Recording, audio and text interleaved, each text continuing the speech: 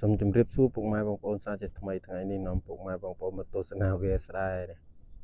នេះប៉ោះបងធម្មនៅគាត់អ្នកគៀនមេថាគាត់នៅមុខហ្នឹងគាត់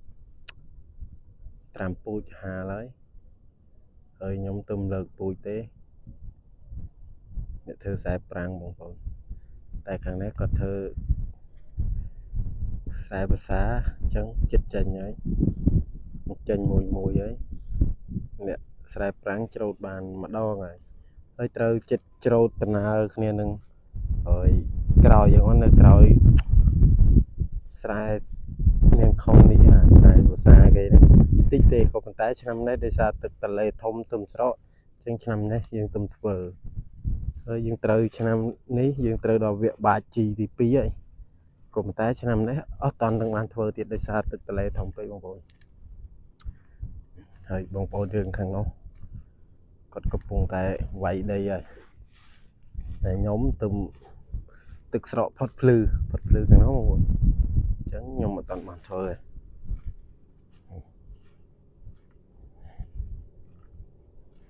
ទឹកមិនច្រើន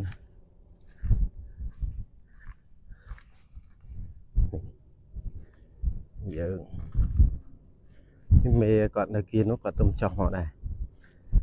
គាត់មាននាងគាត់ទៅចោះមកធ្វើខ្ទួមស្រាកនៅនឹង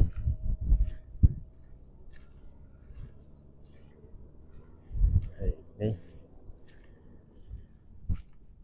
គាត់បូមទឹកល្ងាចនេះខ្ញុំប្រហែលជាបូមស្អែកព្រឹក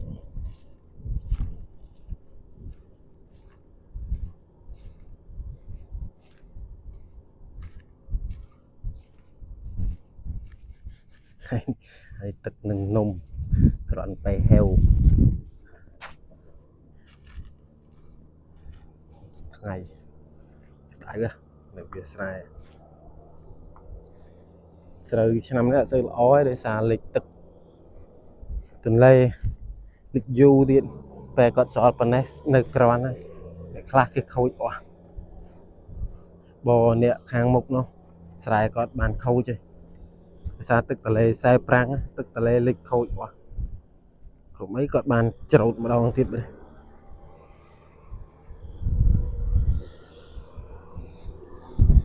គាត់កំពុងវាយដីឈុះលុកភ្លឺយ៉ាជ្រៅដែរនេះ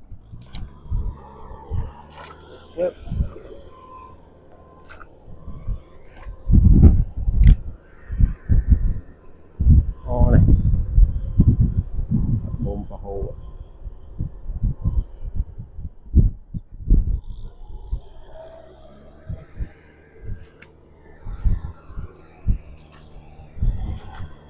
យ៉ានេះគាត់ឈូសភ្លឺធំ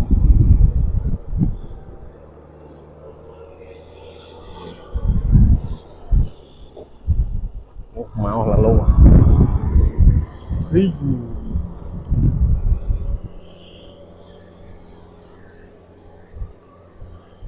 ទៅខាងនោះទេព្រោះវាយរោស៊ូរោអត្រាគេទៅណែអត់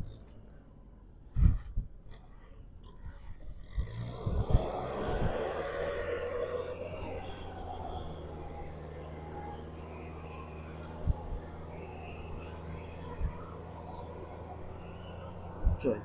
នេះដើរដល់ប្រយ័ត្នតិចខ្លាចសបកខ្យង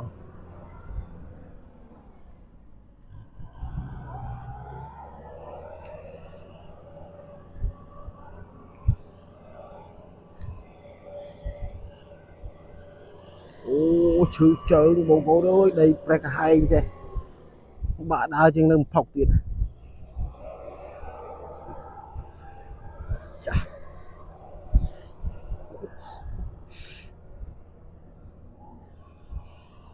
ហើយក៏សូមអរគុណពុកម៉ែបងប្អូនតាយាយដែលចូលទស្សនាវីដេអូនេះសូមឲ្យពុកម៉ែបងប្អូនរស់ស៊ីមានបានសុខដុមរមនាជាជុំទាំងអស់គ្នា